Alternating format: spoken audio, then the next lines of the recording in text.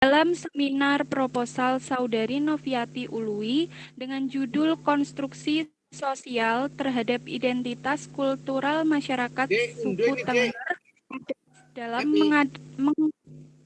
dalam menanggapi formalisasi agama. Pertama-tama saya ucapkan terima kasih kepada yang terhormat Bapak Dr. Agus Mahfud Fauzi MSI selaku Ketua Penguji, yang terhormat Bapak Dr. Andes Franciscus Saverius Srisadewo MSI selaku Dosen Penguji 1, dan yang terhormat Bapak Arif Sudrajat SAN MSI selaku Dosen Pembimbing, serta kehadiran teman-teman dalam kesempatan ini. Baik, langsung saja saya bacakan susunan acaranya. Sesi pertama yaitu presentasi seminar proposal oleh Saudari Noviati Ului. Sesi kedua berupa tanya jawab dari teman-teman dan minimal 10 orang penanya. Yang ketiga adalah kritik dan saran dari dosen penguji dan dosen pembimbing. Baiklah, kita mulai sesi pertama, yaitu presentasi seminar proposal oleh Saudari Noviati Ului. Saya persilahkan. Terima kasih. Baik.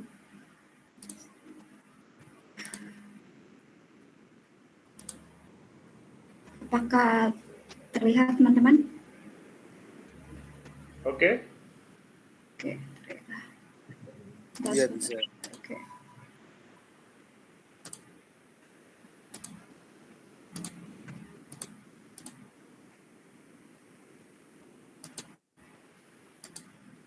Oke, baik.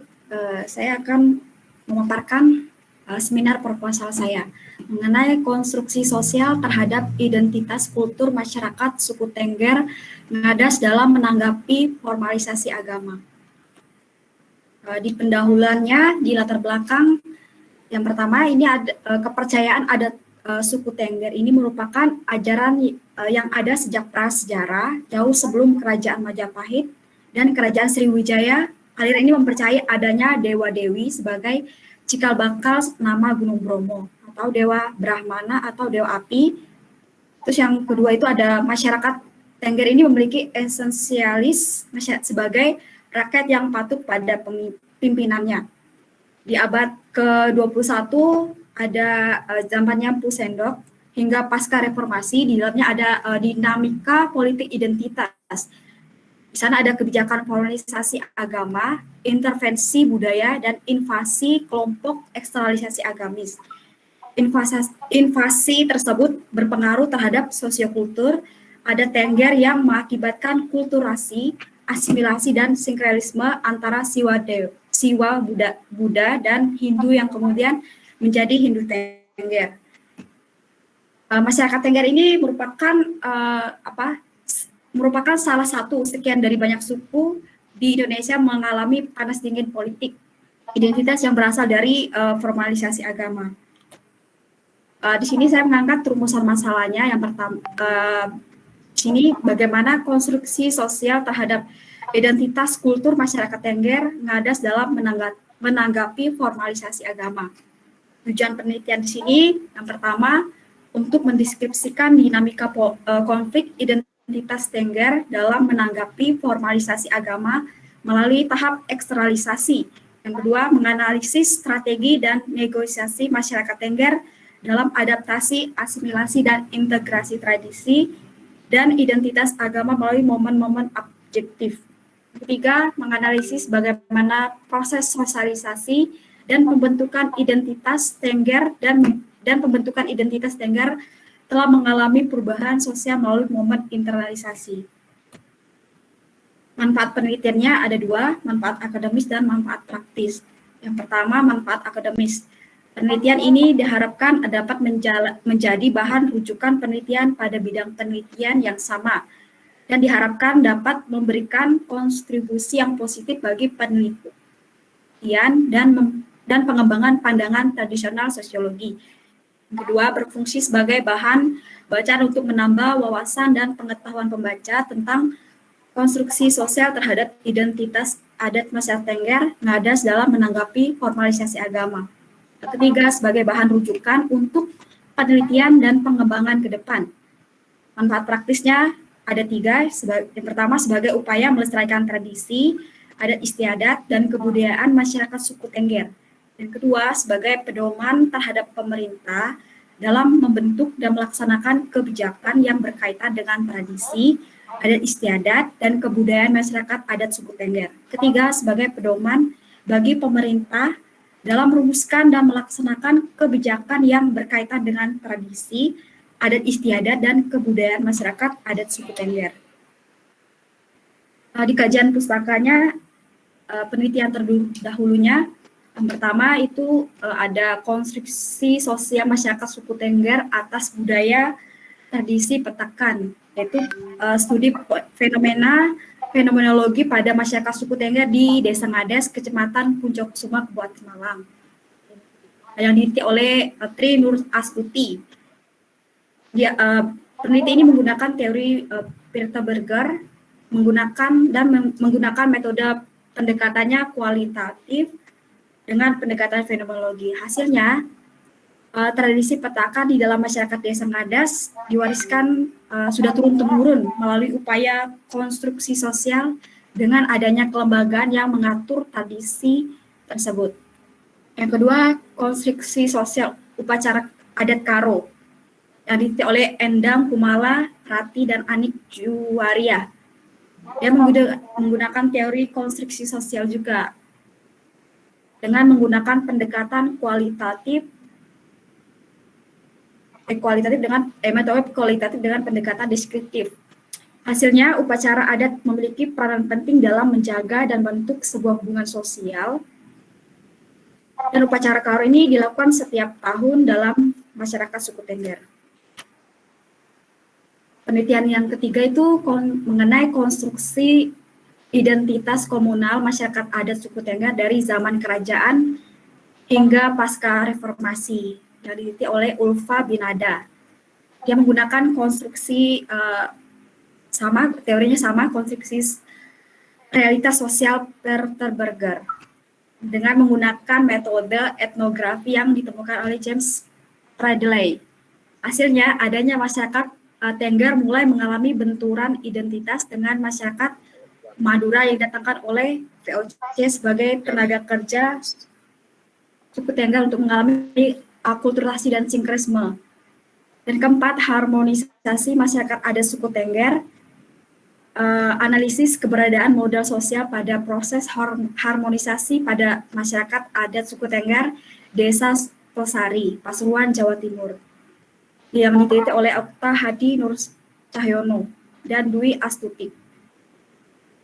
Tidak menggunakan teori dan menggunakan pendekatan metode kualitatif dengan pendekatan studi kasus. Hasilnya menunjukkan bahwa model sosial berupa keyakinan, kewajiban dan harapan, norma dan sanksi, serta informasi dalam masyarakat suku Tengger dapat menjadi landasan bagi masyarakat suku Tengger untuk mencapai kerukunan dalam keberagaman. Yang kelima dan yang terakhir, konstruksi sosial terhadap kesakralan asta tinggi di Kebunagung, Kabupaten Sumeneb, diteliti oleh Saiful Bahri, menggunakan teori konstruksi sosial Peter Berger. Hasilnya ada 3, adanya yang pertama, tradisi berjarak ke asta tinggi merupakan tradisi masyarakat yang sudah ada sejak zaman dahulu. Yang kedua, makna asta tinggi bagi masyarakat terhadap kekuatan supranatural sangat kuat dan menjadi asta tinggi sebagai simbol yang sakral. Ketiga, adanya mitos yang kuat, suatu tradisi tidak bisa bertahan lama jika tidak dibangun dengan mitos yang kuat. Di sini saya menggunakan teori konstruksi sosial Peter Berger sebagai alat bedah fenomena yang dikaji dan juga sebagai pisau analisis tersebut sebagai yakni konsep teori konstruksi sosial. Menjadi salah satu teori yang termasuk dalam fenomenologi yang menjelaskan mengenai realitas sosial. Konstruksi sosial berusaha menjelaskan realitas sosial berdasarkan pengetahuan yang dimiliki dan berkembang di masyarakat. Masyarakat sendiri menurut Berger terbagi menjadi dua, yakni masyarakat yang menjadi realitas subjektif dan masyarakat yang menjadi realitas objektif. Masyarakat sebagai realitas objektif merupakan bentuk legitimasi atau pengetahuan berawal dari suatu proses pemaknaan yang dilakukan oleh setiap individu terhadap lingkungan aspek di luar dirinya yang terdiri dari proses eksternalisasi, internalisasi, dan objektivasi. Metode penelitiannya, sifat penelitian, menggunakan pendekatan kualitatif dengan perspektif teori konstruksi Terberger. Lokasi dan waktu penelitian, Desa Ngadas, Puncol Kusumo, Kabupaten Malang. Waktu penelitian dilaksanakan sesudah proposal disetujui. Subjek penelitiannya, pemilihan subjek menggunakan teknik propose, yaitu yang pertama kepala adat di kawasan Tengger, yang kedua tokoh masyarakat yang berpengaruh, yang ketiga tokoh agama yang berpengaruh di masyarakat. Untuk teknik pengumpulannya, observasi, wawancara, dan dokumentasi. Teknik analisis, saya menggunakan metode Mels dan Habermas mengenai reduksi data, penyajian data, dan kesimpulan. Terima kasih, sekian pemaparan proposal saya. Terima kasih. Baik, terima kasih atas pemaparannya. Selanjutnya kami persilahkan kepada teman-teman yang ingin bertanya. Pertanyaan kami batasi untuk 10 orang penanya. Silakan apabila ada pertanyaan ditulis di komentar, di kolom komentar.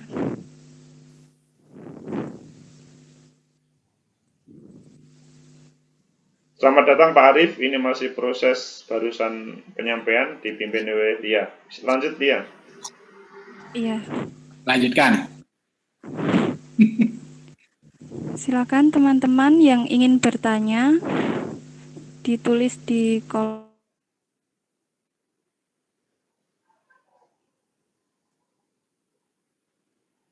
Jadi minimal ada 10 yang bertanya ya Lia ya. Iya.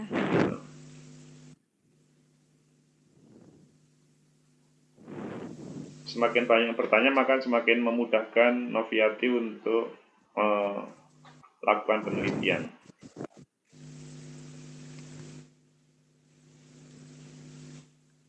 Langsung ditunjuk aja dia kalau misalkan agak kesulitan menulis, langsung ditunjuk satu persatu. Gimana teman-teman? Itu Valdo mau ngomong itu, silakan. Valdo, apa mau bertanya? Belum, Pak.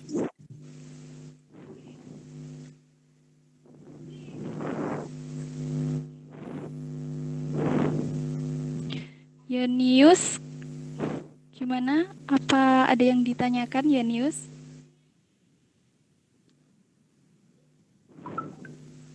Saya ketik di kolom komentar ya, saya di dalam ruangan soalnya. Langsung aja Janius, nggak apa-apa Janius. Iya Pak, saya di ini Pak, di kantor bank Pak, saya ketik di kolom komentar Pak ya. Oke.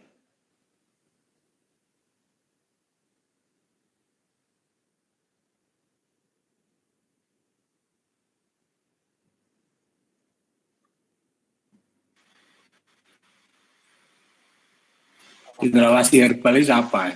Julius. Betul. Teman-teman yang lain mungkin ada pertanyaan, bisa ditulis atau langsung menyampaikan. Nada Viva.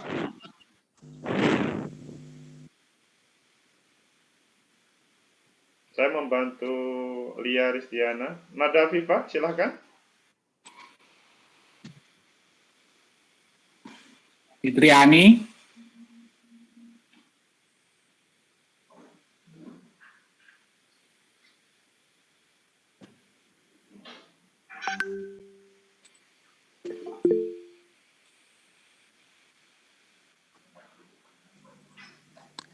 Ya, ini ada satu pertanyaan dari Maulidiah Wahyuni.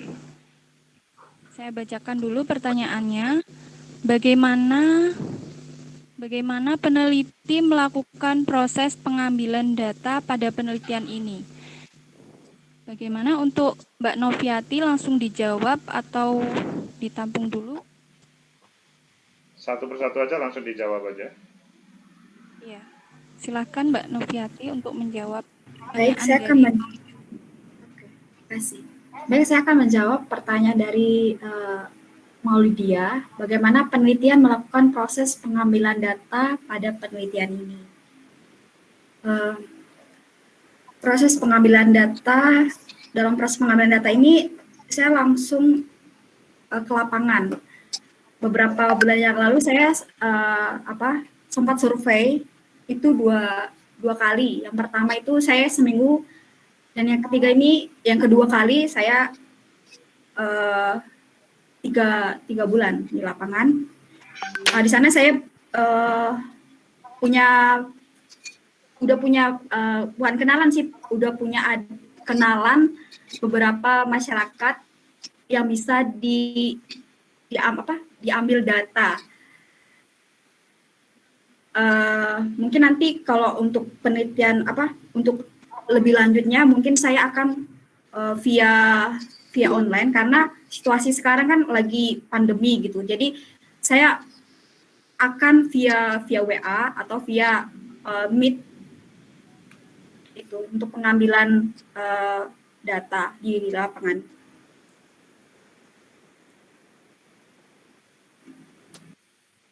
Gimana?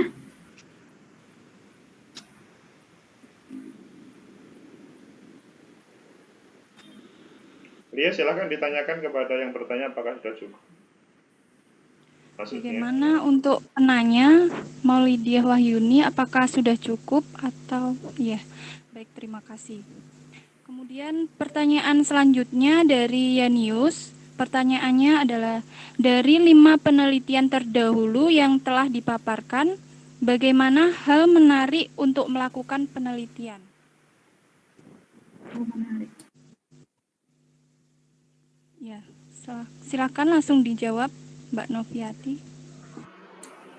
Oke, saya akan menjawab pertanyaan dari Yanius. Dari 5 peneliti terdahulu yang telah dipapar, bagaimana hal menarik untuk melakukan penelitian?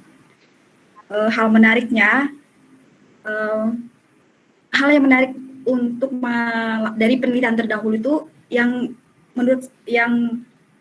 menurut saya sendiri yang menarik itu tentang adat istiadatnya, tentang fenomenologi yang diangkat gitu, maksudnya permasalahan yang diangkat, sehingga saya juga tertarik dengan subjek yang saya angkat mengenai masyarakat suku Tengger.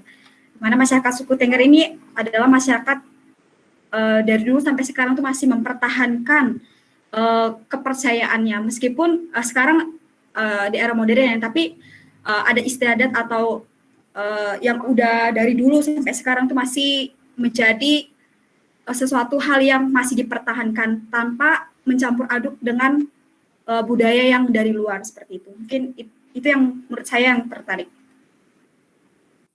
Gimana, saudaranya Ninas? Bagaimana saudara Yanius, dapat diterima atau ada sanggahan? Ya, bentar, tunggu sebentar. Yanius mungkin ada sanggahan.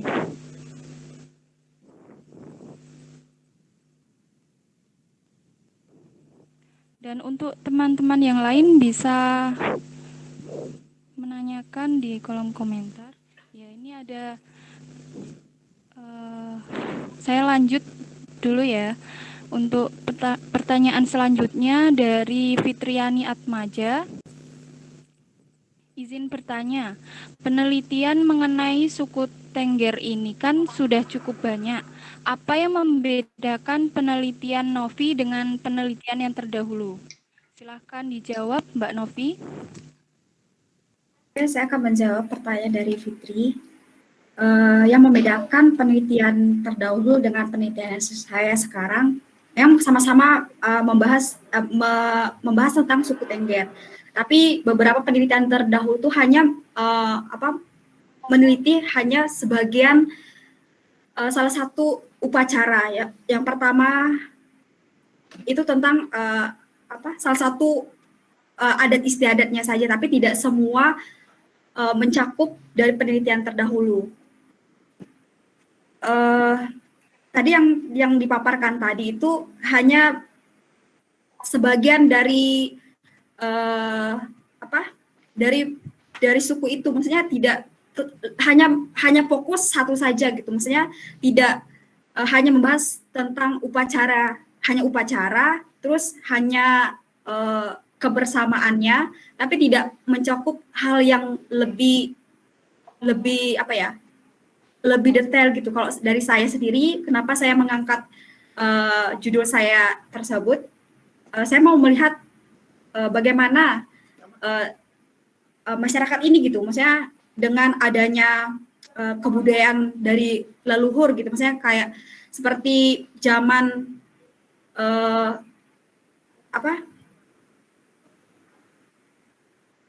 maksudnya gini, suku Tengger ini mempunyai ada istiadat yang sangat kuat gitu.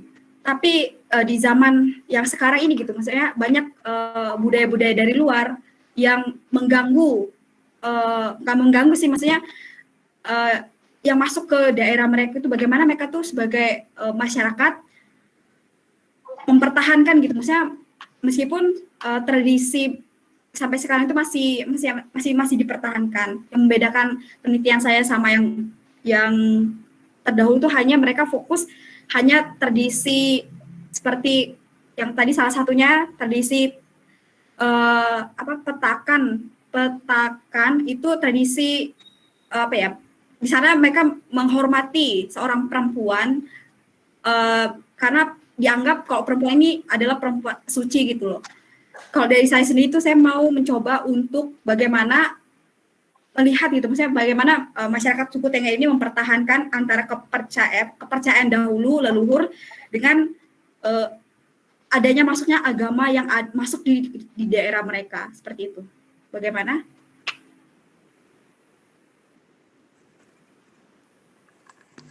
Bagaimana Fitri?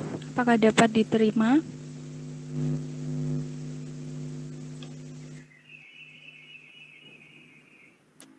Ya, sudah cukup.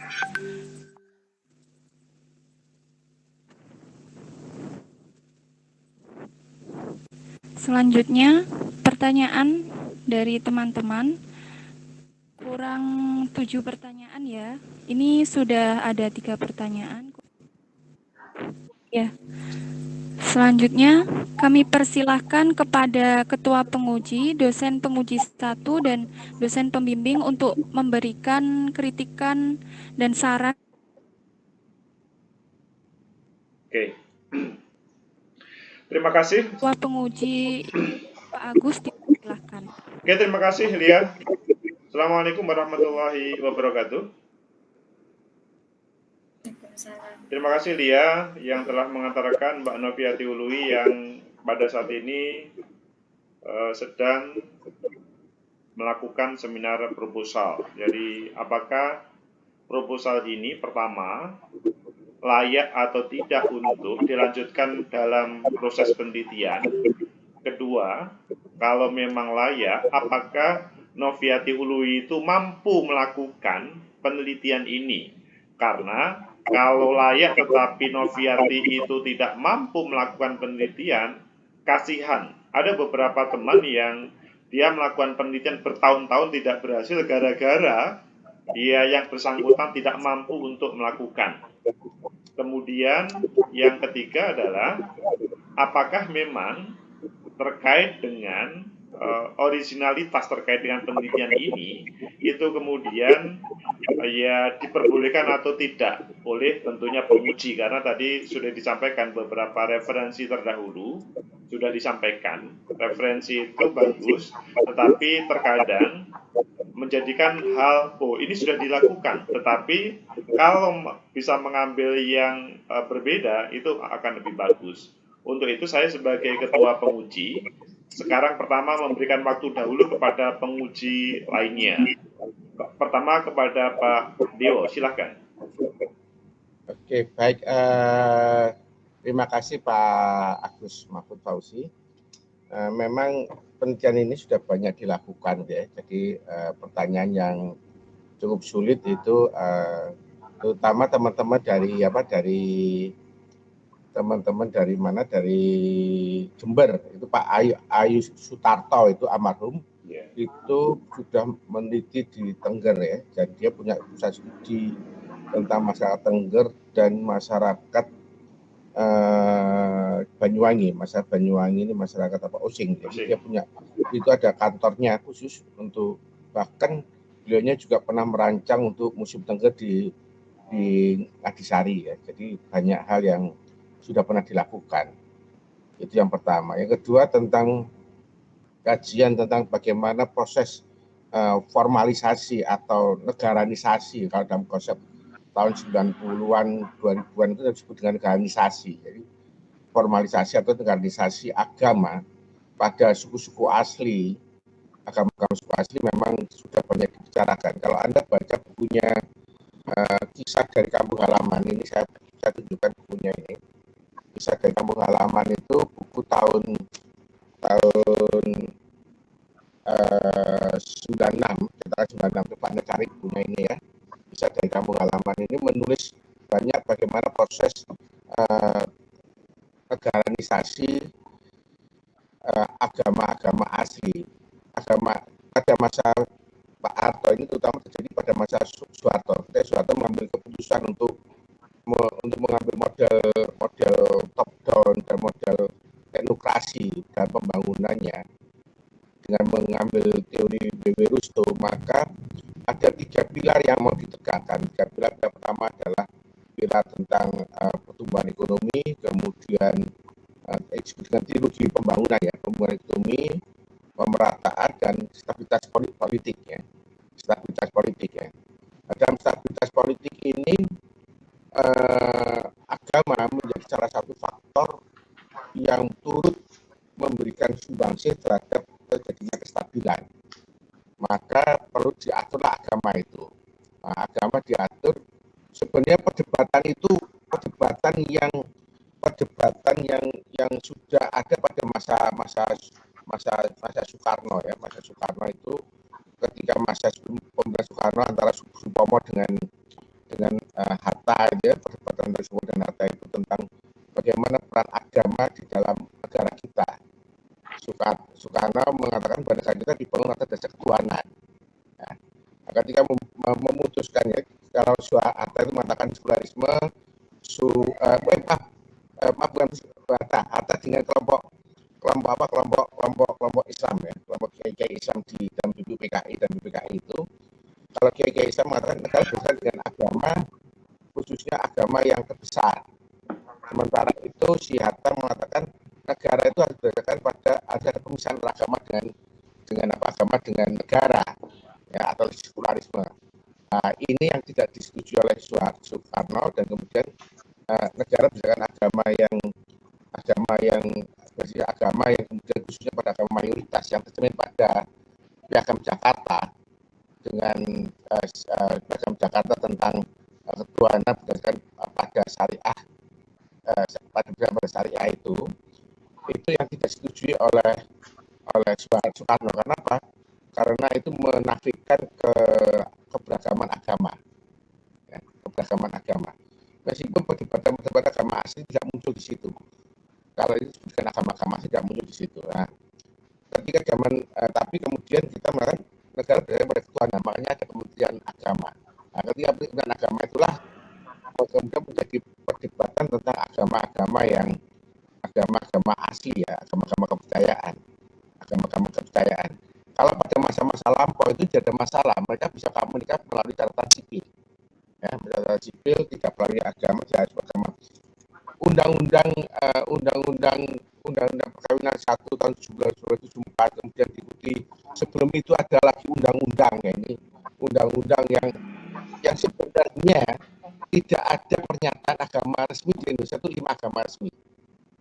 Cuman agama ini adalah ini itu aja, tidak ada pernyataan agama resmi. Jadi kalau disebutkan dengan 5 agama resmi kemudian ditambahi oleh Gus Dur dengan 6 agama itu tidak ada. Di Indonesia tidak pernah dinyatakan bahwa 5 agama resmi itu tidak ada. Tetapi yang diatur oleh negara di Indonesia, Kemenak itu mengatur, dengan Bimasnya itu mengatur 5 agama, kemudian ditambah lagi dengan agama Tionghoa. Nah, ketika undang-undang perkawinan itulah menjadi satu celah perdebatan karena perkawinan yang sah harus berdasarkan pada agama yang dianut. Nah, ini jadi masalah. Ya, kemudian dengan kependudukan jadi masalah juga. Ya. KTP hanya dibatasi pada agama yang dianut apa, tapi tidak ada kepercayaan. Ya. Ya, agama tidak ada kepercayaan. Ini yang kemudian menjadi perdebatan pada masa-masa Soeharto, kemudian melakukan apalagi dengan masa kelam ditambah dengan, kalau Anda baca gagasan bisa lihat sendiri kan, kalau dulu orang itu tidak abangan, orang abangan itu kalau dia tidak terlihat sebagai pemeluk agama yang saleh, maka dia akan dicap sebagai PKI. Nah, celakanya kalau sudah PKI kemudian dia akan ada pembunuhan yang ada pembunuhan atau ada penahanan yang luar biasa pada masa peralihan antara Soekarno ke Soeharto. Ya. Itu bisa dilihat di Tengger. Yang kelimpahan rezeki waktu itu adalah agama, yang kelimpahan rezeki adalah Kristen. Karena kalau Islam kan harus bisa bahasa Arab, gitu kan ya. Kristen nggak perlu bisa bahasa Arab, maka gampang aja terima. Udah, saya gini, bisa nyanyi sedikit, udah orang Kristen masuklah, selamat sudah. Ya. Ini menjadi perdebatan, dan orang-orang yang waktu itu lebih banyak memilih Kristen, salah satu diantaranya seperti itu. Ya. Kenapa tidak ke Buddha?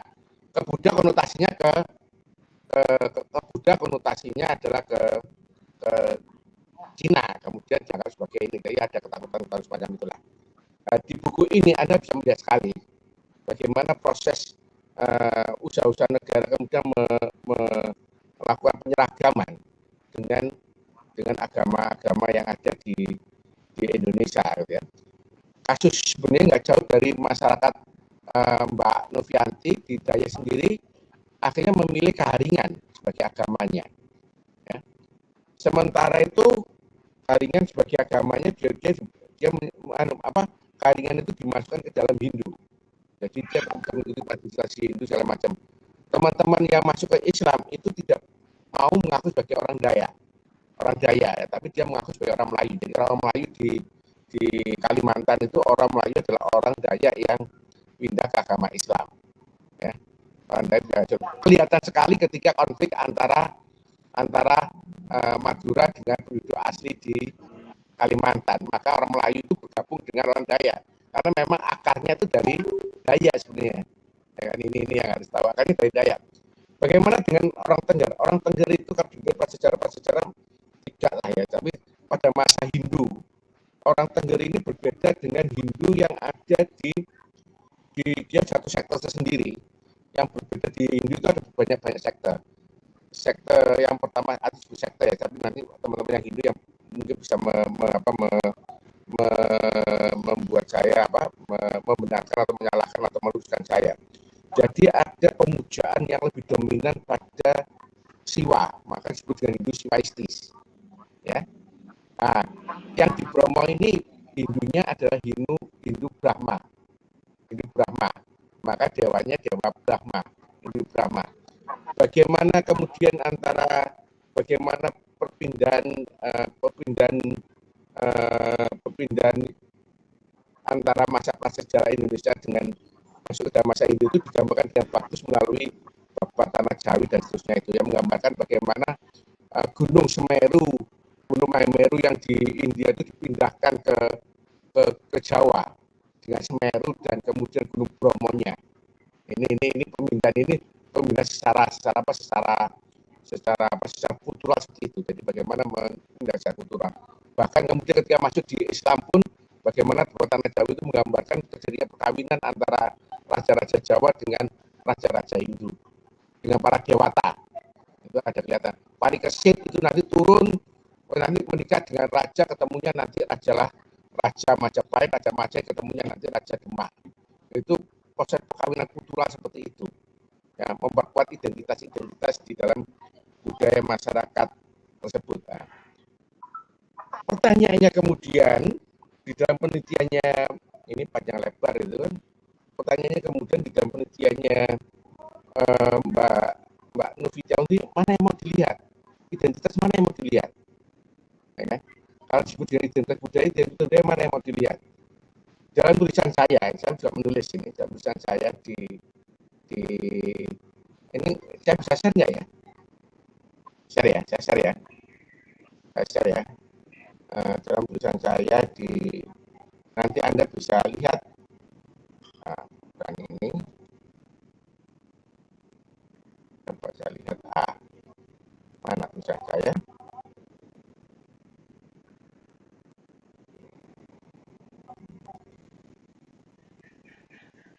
Mana? Ini dia. Saya melihat ini sudah saya presentasikan di ini. Anda bisa cari di ResearchGate ya. Saya di ResearchGate itu ada. Ya. Saya juga ketika dosennya nulis jadi dibuat kutipan. Ini saya kadang-kadang setia. Dosennya nulis jadi dibuat kutipan ya. Ini dosennya nulis jadi dibuat kutipan. Ini tulisan saya, judulnya Local System in Plurality of Religious Life di dosen ini. Bagaimana kemudian ini ada kondisi ya mappingnya ya. Ini video ini ada konversi dari Hindu ke Islam, Kristen ke Islam, Islam ke Kristen, ini konversi dengan istilah-istilah seperti ini ya. Konversi yang ke Islam ke Hindu agak susah. Tetapi bagaimana kemudian adat itu melakukan jadi adat di dalam Bromo yang membedakan betul, nanti bisa dibaca ya. Adat di dalam Bromo itu bagaimana Kasodo dan Karo dan kemudian nanti ada Unan-unan itu segala macam bisa menggabungkan membuat identitas mereka sebagai jangan mengatakan ini budaya saya, budaya saya memisahkan ini budaya saya, gitu. Baik orang Hindu, orang Islam, orang Kristen, kalau dia orang Tengger maka dia ikut tradisi ini, ikut tradisi ini. Dan bahkan misalnya di dalam acara Kasodo dan acara Karo, misalnya Karo itu untuk acara adatnya, untuk desa, itu setiap orang terlibat di situ. Ya. Siapa yang menjadi ketua tidak masalah. Ini yang menjadi ini. Jadi bagaimana identitas lokal itu bisa menguat, tetap kuat di tengah-tengah ada konversi agama. Itu yang menarik di daerah Tosari, yang besar kan di daerah Tosari dengan daerah ini. Karena daerah Tosari dengan daerah bawah, ini mereka membedakan betul. Jadi orang Bromo itu membedakan bahwa dia orang atas, itu orang bawah. Orang bawah itu pelakunya jelek. Saya orang-orang langit, pelakunya bagus. Jadi kalau ada konflik antara orang antar agama di dalam situ, itu pasti mereka mengatakan itu pasti karena pengaruh dari orang bawah. Ya, karena basis-basis Probolinggo dan Pasuruan itu basis santri ya, basis santri ya. Orang bawah, jadi selalu mengajak orang bawah ke atas. Ya. Konsep orang Bromo itu misalnya membedakan tempat ibadah itu taruh di atas. Ketika musola itu ada membangun musola di salah satu tempat di Wonokoyo kalau nggak salah, membangun musola itu diminta untuk ditempatkan di atas, itu marah-marah. Ya. Marah-marah, artinya membawa orang dari bawah untuk melakukan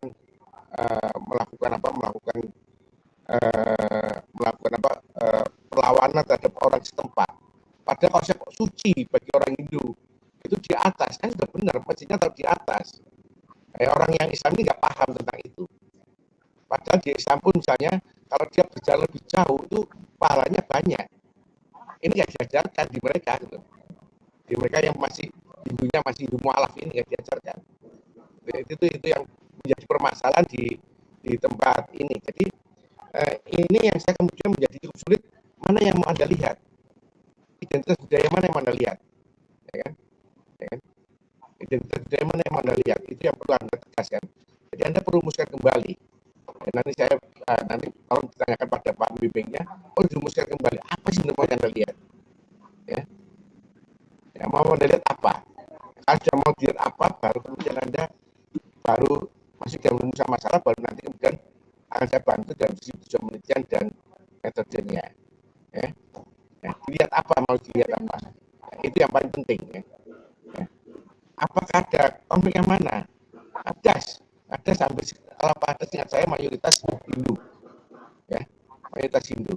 Tapi apakah misalnya bagaimana proses internalisasi, bagaimana dia melakukan bargaining budaya Tengger ke dalam budaya konteks budaya Hindunya, itu menjadi menarik. Jadi bagaimana usaha-usaha menginternalisasi budaya, menginternalisasi melakukan apa? Internalisasi, melakukan sebuah inkulturasi budaya Hindu Tengger, budaya Tenggernya dengan Hindu yang ada di Bali. Karena pola Hindu yang diambil pola Hindu Bali, maka ada Pamraja. Tapi kalau Anda perhatikan, Pamrajanya nggak pernah diisi sesajen, ya kan? Ya, kalau di Bali kan selalu tiap bagian selalu memberikan sesajen. Dia nggak kosong, hanya bangun aja, begitu. Hanya bangun aja, gitu. Baik, Pak De. Sama dengan teman. Baik, yang poinnya sudah bisa disampaikan semuanya tadi ya. Jadi rumusan masalahnya perlu dirumuskan kembali. Mana yang mau dilihat? Oke. Ya. Ini yang tidak terlihat. Jadi banyak penelitian yang menulis tentang Tengger, tolong difokuskan lagi. Bacaannya perlu ditambah lagi ya. Bacaannya perlu ditambah lagi ya. Saya kira itu yang kalau saya tawarkan ya tentang ini tadi, bagaimana usaha-usaha mereka melakukan internalisasi, inkulturasi tadi. Ya. Dari Hindu yang format negara ke dalam Hindu format Tengger, ya, itu ya, saya kira itu ya. Nanti perlu didiskusikan dengan pembimbingnya Pak Arif Derajat. Saya kira itu. Baik Pak De, matur suwun. Terima kasih Pak De atas beberapa masukan dan pertanyaan. Tentunya grup ya. Silahkan Noviati Ului untuk merespon, mengomentari, menjawab apa yang disampaikan oleh Pak Efek Sri Sadewo tadi. Silahkan. Baik, di sini saya di rumusan masalahnya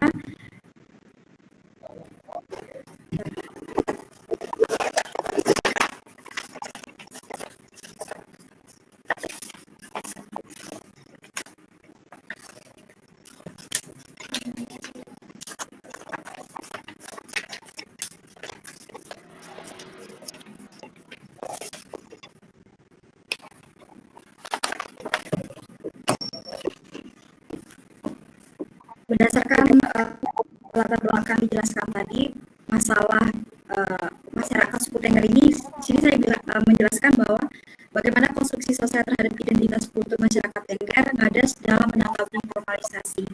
Di sini fokus saya itu terhadap masyarakat suku Tengger yang aslinya, bagaimana fokus saya itu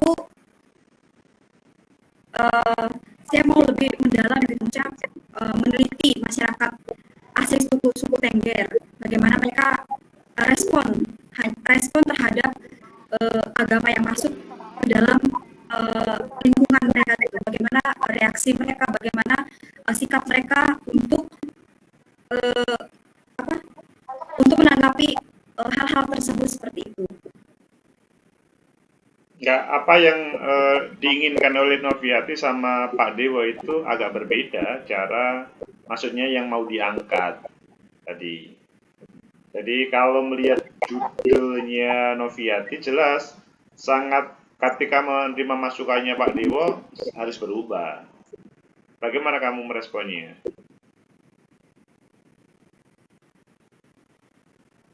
Respon saya, ya saya tetap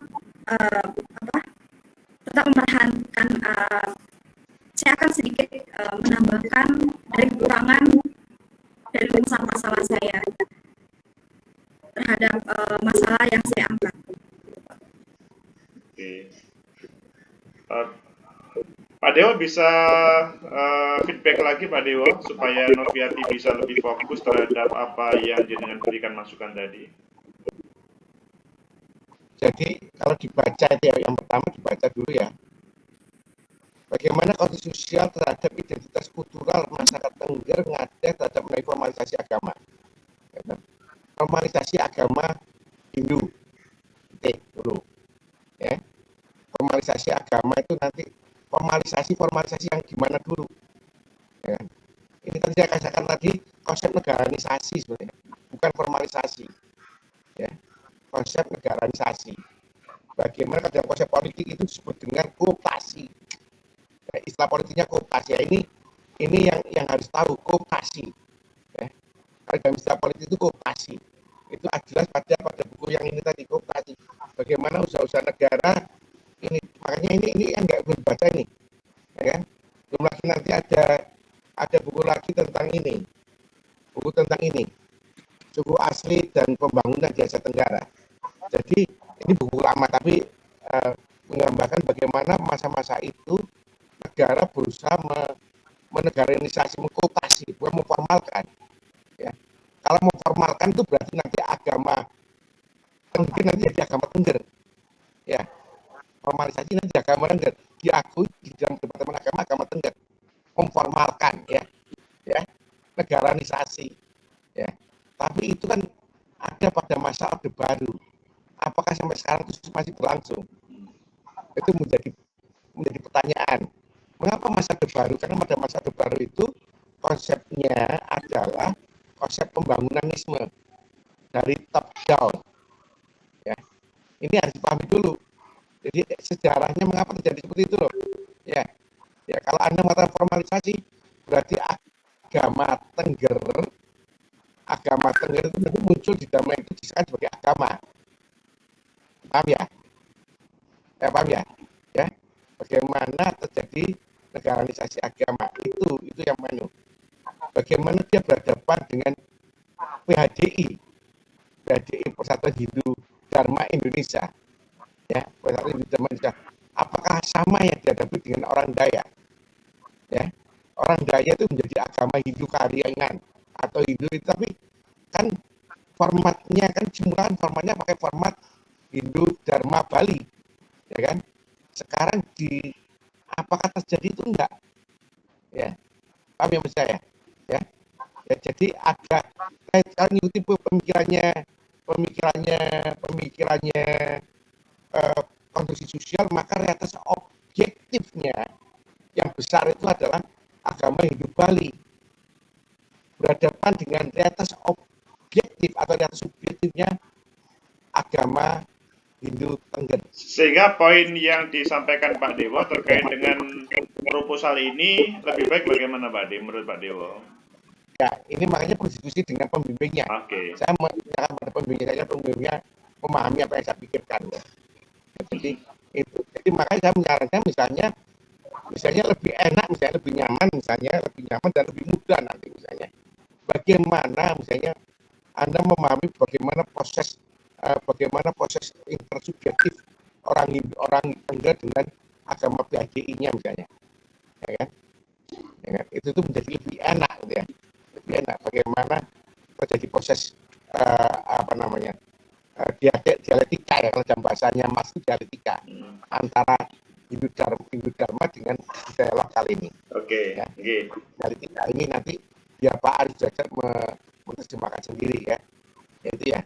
Ya, ini yang lebih menarik ya. Lebih menarik. Jadi kalau pertarungan antara Hindu Dharma dan itu sudah tahun 90-an. 90-an ini Anda mengkawan tahun 90 akan sulit ya. Ya.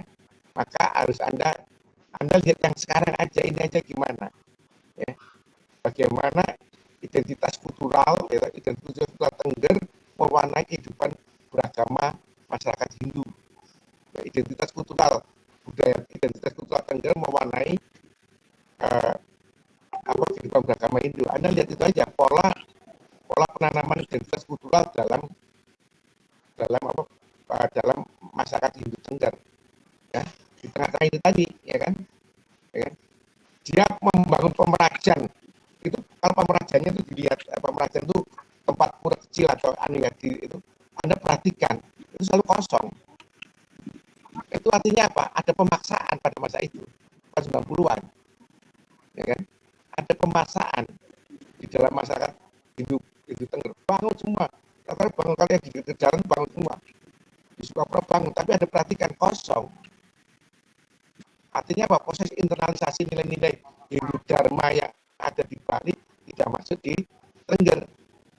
Jadi masyarakat Tengger itu melakukan atau renegosiasi lah, ya, bagaimana pola negosiasi masyarakat Hindu, masyarakat Tengger dalam budaya keagamaan Hindu, titik, ya, negosiasi ya, melakukan negosiasi. Nah, kelihatan sekali tidak ada konflik. Ya, dia cuma iki anggonku tak lakon dhewe, atau penjaluk iki pada masa Pak Harto itu bangun pemerajan. Ya, bangun. Sama dengan sekarang tuh Covid itu loh. Orang bangun kampung tangguh, pakai selebaran semua. Kampung tangguh. Tapi keakuannya tetap tidak prokes. Tangguh kok. Sudah tangguh ya, ngapain prokes? Tetap tangguh ini kampung tangguh ini. Dilihat buktinya apa? Kampung tangguh tulisannya kampung tangguh gitu ya. Kampung tangguh tulis ada flagrnya kampung tangguh. Orang Tengger juga gitu. Hindu ya, ini coba lihat yang pemerajannya. Ya. Baik, Pak Ya, itu yang Oke. Ya, ini sudah mulai garuk-garuk dia Pak. Saya serahkan pada Pak Arif Sudrajat untuk menerjemahkannya. Oke. Nah ini bagus juga dalam konteks sekarang ini ya, di proses internalisasinya dalam konteks milenial ini, di generasi Tengger milenial ini mungkin juga menarik untuk diarahkan ke sana. Jadi nanti kita bisa diskusi lagi Mbak Noviati tentang kelanjutan dari proposal ini. Nah, Mbak Noviati kan masih kos di sana ya? Masih Pak. Masih kos ini. Jadi sudah 5 bulan ini sudah kos di Tengger. Loh, sudah di Tengger ini. Iya. Mantap ini. Bukan. Saya masih di kos Pak. Jadi sudah kos langsung lapangan ini, memang luar biasa. Jadi itu Mbak Novi nanti kita diskusikan dan memang bagus idenya Pak Dewo tentang proses internalisasi dalam membangun atau menegosiasikan identitas kultural masyarakat Tengger di era saat ini. Tuh. Ini Pak Agus malah apa yang masuk ayat Baik, Pak Pak Arif. Agus? Oke. Terima kasih Pak Arif, terima kasih Pak Ade. Sekarang saya, Mbak Noviati, tadi sudah direspon positif berbagai masukan dari Pak Dewo dan pemimpin juga kelihatannya setuju. Sebelum saya bertanya tentang substansi dari materi seminar proposal ini, apa yang disampaikan oleh Pak Arif tadi, Noviati sudah 5 bulan di sana. Nah, pertanyaan saya adalah, di dalam suasana pandemi COVID ini, mungkinkah Noviati melakukan penelitian ini secara sempurna? Karena ini kelihatannya tidak cukup hanya mengambil referensi dari karya-karya terdahulu. Ya. Noviati tadi menampilkan ada 8 referensi penelitian terdahulu dan 6 itu adalah penelitian tentang Tengger, meskipun secara substansi ada perbedaan-perbedaan, dan bahkan kalau saya mengatakan penelitian ini adalah lanjutan 6 penelitian terdahulu tersebut karena ada semacam poin yang berbeda di antara itu semuanya. Tetapi hal itu tidak bisa dikerjakan oleh Noviati kecuali Noviati melakukan penelitian di sana. Maksudnya hidup di sana betulan. Apakah mungkin ini dikerjakan oleh Noviati dalam suasana pandemi COVID di sana? Tidak hanya cukup katanya teman atau katanya buku.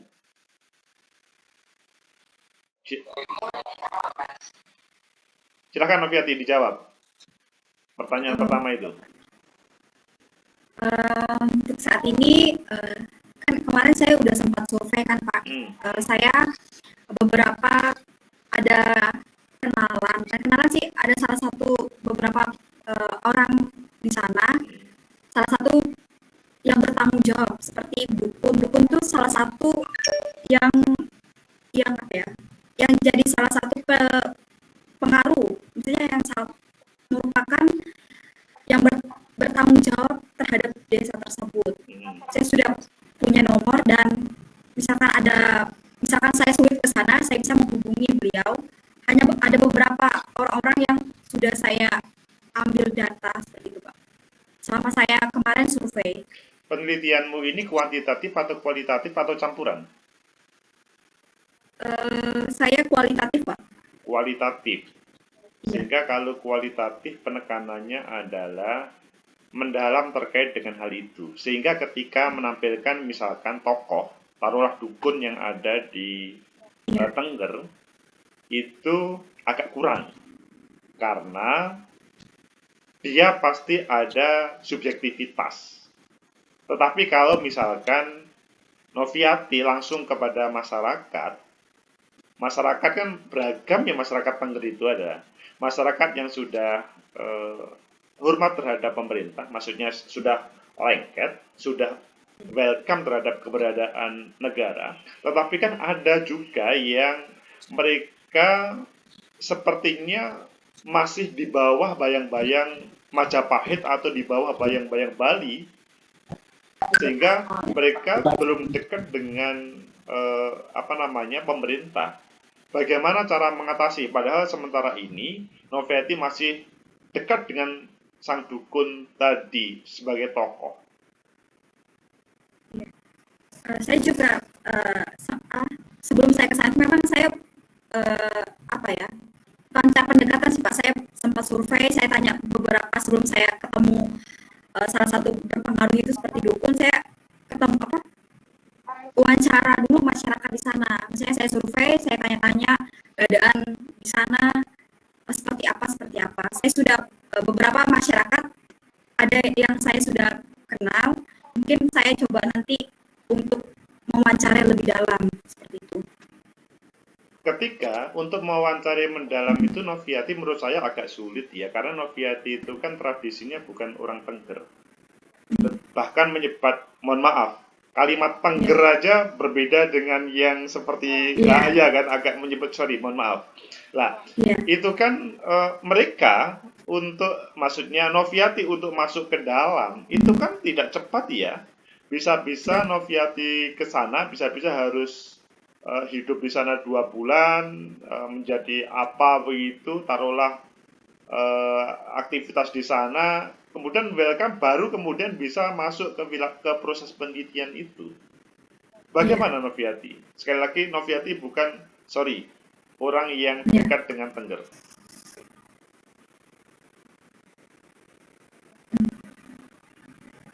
Itu yang saya masih pikirkan Pak.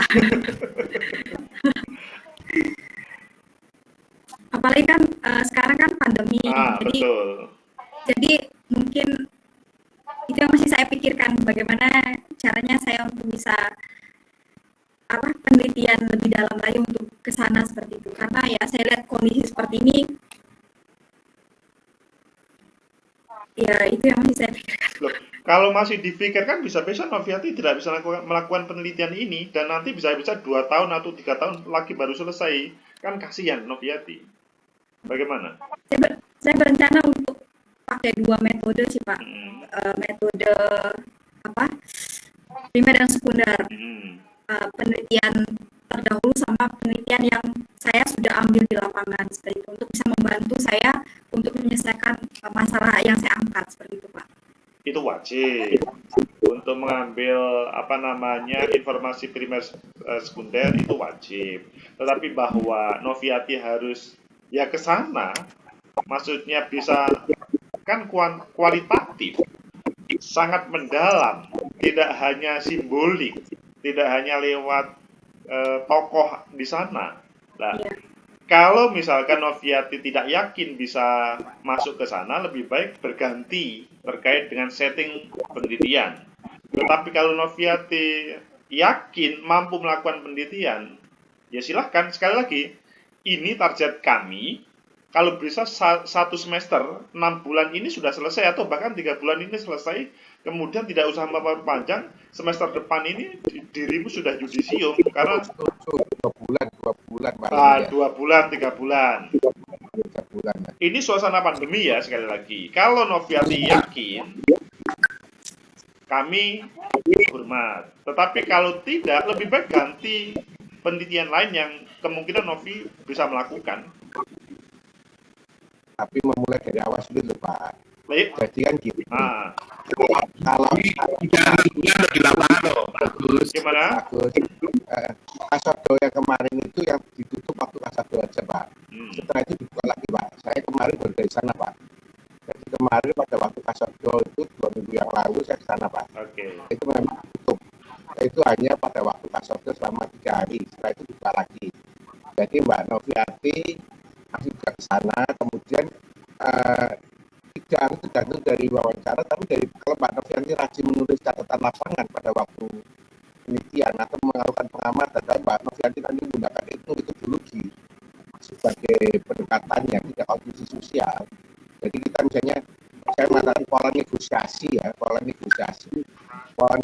masyarakat tengger dalam pola negosiasi masyarakat tengger dalam penerimaan internalis dalam penerimaan. Nanti Pak itu intinya gini, ada negosiasi ya, ada negosiasi pola negosiasi budaya masyarakat tengger. Kampirannya bisa nyala Pak Ade, kampirannya biar Ade.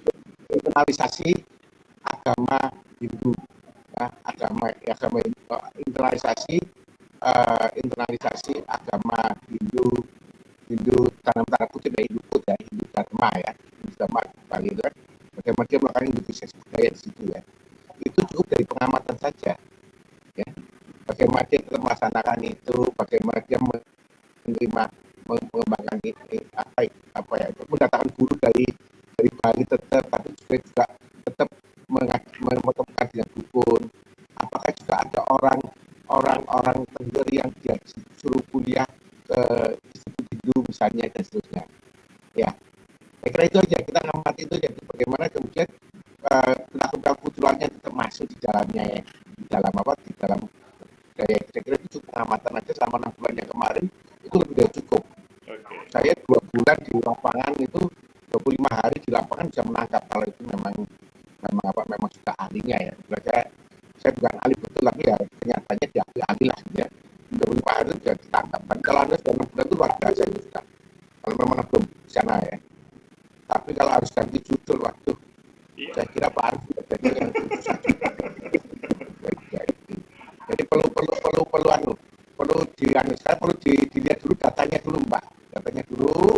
Dilihat dulu, kemudian diskusikan dengan Pak Arif belajar, kemudian diformatkan ke dalam bentuk laporannya. Pak, saya kira 6 bulan dulu lebih dari cukup ya.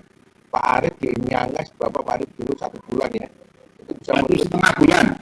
1,5 bulan itu menulis banyak tulisan ya. Pak Arif di Lombok itu 1 bulan juga tulisannya juga banyak ya. Setelah tidak bicara semua tulisannya kurang ya. Kalau itu nggak tulis dia kan jadi masalah kan. Apalagi sudah dapat rusak ya. Yang masih bagus. Mbak Novi ketengganya nggak ngajak saya sih. Sekali-sekali diajar Pak Ari sudah ke sana untuk lihat tangkap. Jadi ketika nanti orang yang biasa ke lapangan itu mudah menangkapnya nanti ya, menangkapnya sekali. Diajarlah pengguna ke sana ya nanti ya. Diajak dulu ke sana ya. Nanti kalau seandainya pas kasut itu ya dilempar aja sekalian ke talahnya. Udah lewat Pak. Kemarin Pak, 3 minggu yang lalu Pak, udah lewat Pak. Baik, Pak Ade. Pak Arif mau berkomentar Pak Arif? Saya kira apa yang dikatakan Pak Eko sudah bagus, jadi kita mencoba melihat proses civilisasi terhadap agama negara ya, dalam hal ini mungkin Hindu itu dengan agama Tengger. Sebenarnya kan apa negara itu kan Hindu dalam Dharma ya, jadi dia spesifikasi agama itu prosesnya negosiasinya seperti apa hingga dalam kehidupan untuk generasi berikutnya itu kultural yang membedakan dia dengan orang-orang Hindu Dharma tadi. Proses negaranya seperti apa? Mungkin dalam kita juga melihat referensi yang dipaparkan Pak Novi dan Pak Dewa tadi ada negaranisasi ya, jadi agama negara ya, Hindu itu sebenarnya agama negara yang diformalkan, sehingga di luar itu dia harus mengadopsi tentang agama-agama besar itu. Nah, bagaimana proses orang-orang di sana, proses internalisasinya, proses negosiasinya seperti apa sehingga dia bisa mewariskan nilai-nilai itu sebagai bentuk identitas lokal. Saya kira itu mungkin juga dari pengamatan kemarin Mbak Novi, itu saya bisa memberi gambaran ya, jadi prosesnya seperti apa. Mungkin juga saudara bisa lihat dalam konteks sekarang ini generasi tengger yang milenial ya. Saudara bisa lihat penetrasi teknologi di sana kan juga sudah cukup masif dari saya kira ya. Jadi bagaimana proses itu terjadi. Mulai dipaparkan hasil. Makanya berapa bulan tuh lama loh di sana. Kalau saudara ngajak saya singkat jadinya. Sendiri lama. Saya kira itu bagus. Oke, Pak Arif, terima kasih atas masukannya. Noviati, sebelum Noviati menjawab terakhir, ya. Oh ya, ini ada beberapa buku yang bisa juga sebagai referensi. Ini ada Religion in Society, karya Ronald L. Johnston. Di sini di dalamnya itu ketika Noviati melihat di chapter 456, becoming religious, atau kemudian yang terakhir itu religion and politik, maka sebetulnya juga bisa membantu bagaimana Novi mengerjakan penelitian ini.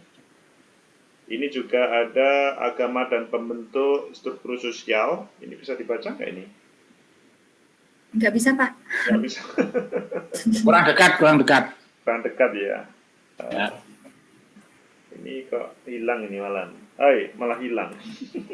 Ulang bawah. Nah, yang kelihatan yang bawah tadi covernya.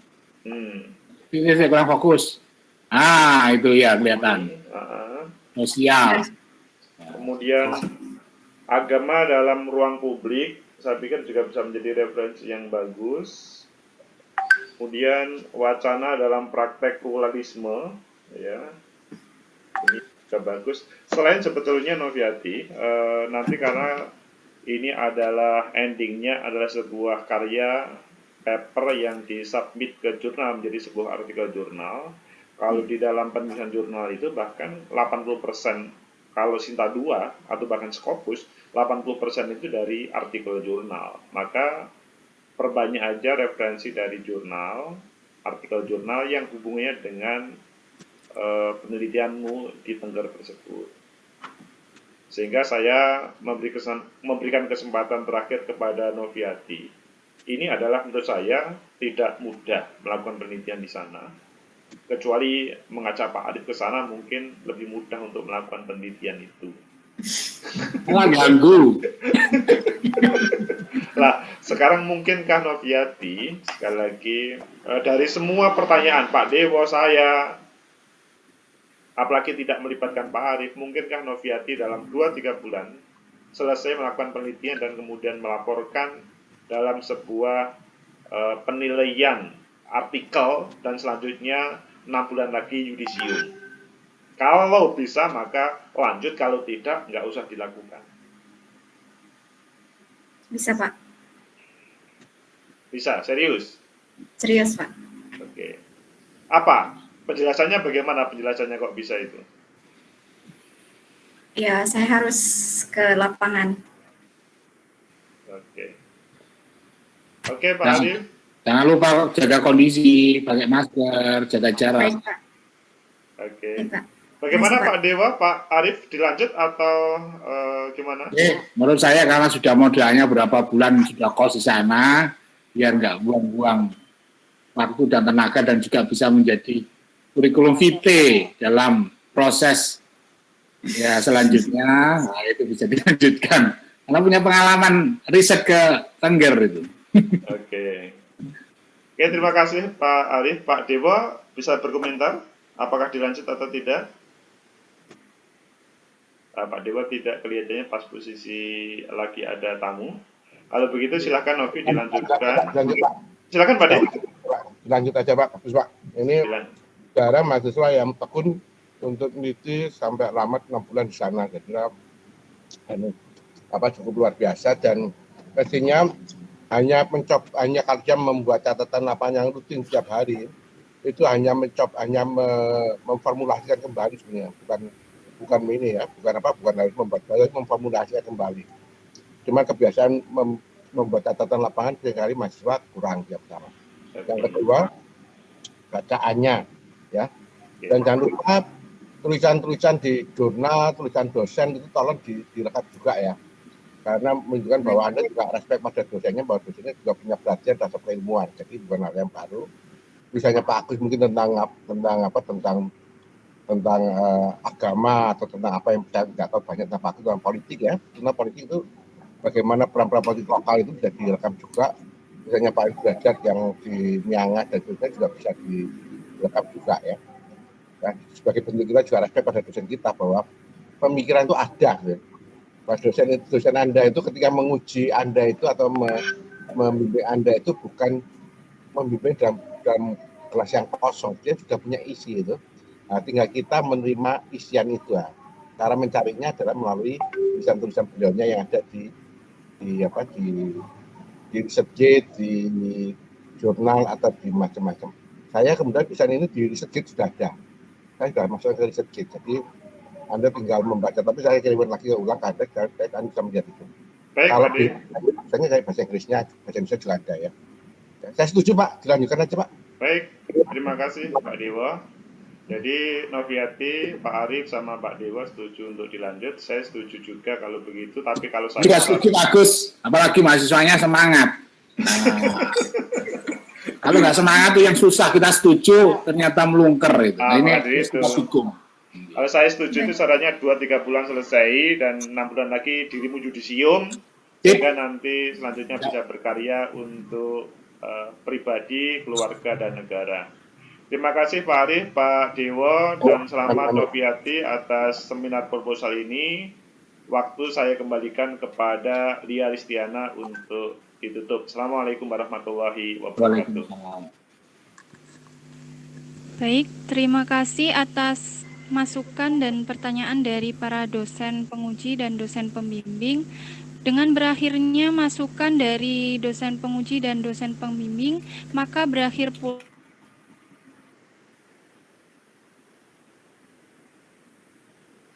mengucapkan terima kasih atas partisipasinya dan memohon maaf jika selama berlangsungnya sempro terdapat kesalahan baik disengaja maupun tidak.